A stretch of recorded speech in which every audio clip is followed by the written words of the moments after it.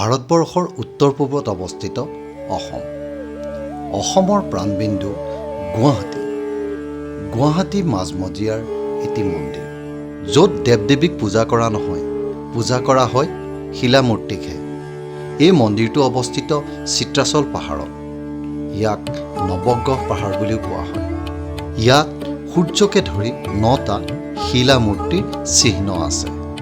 সূৰ্য, চন্দ্ৰ, মংগল, ৰাহু, শনি, কেতু, বৃহস্পতি, বুধ আৰু শুক্ৰ। এই মন্দিৰলৈ বহু ভক্তৰ আগমন ঘটে আৰু তেওঁলোকৰ মনৰ প্ৰাপ্তি লাভ কৰে।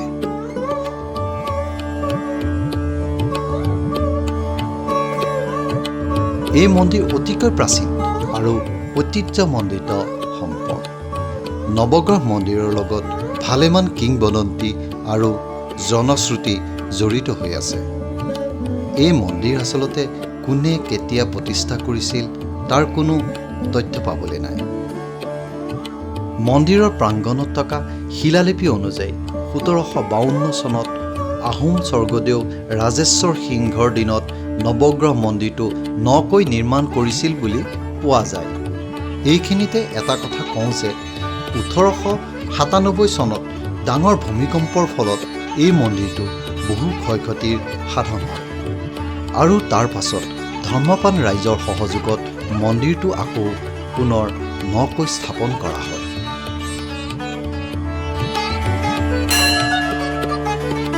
এই মন্দিৰত দৈনিক 9টা গ্ৰহৰ পূজা পাতল কৰা হয়।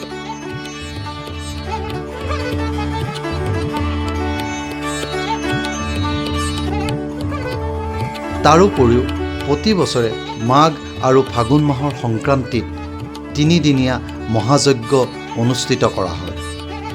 ইয়াত বহু সংখ্যক ভক্তপ্ৰাণ ৰাইজৰ সমাগম হয়। এই মন্দিৰত কোনো ধৰণৰ বলি বিধানৰ ব্যৱস্থা নাই, কিন্তু ভক্তপ্ৰাণ ৰাইজে ইয়াত ছাগলী, হাঁহ, পাৰ আদি উচৰ্গা কৰে। এই মন্দিৰত উমৈহতীয়া যজ্ঞৰ বাদেও ব্যক্তিগত পূজা, হোম আদিও কৰা হয়।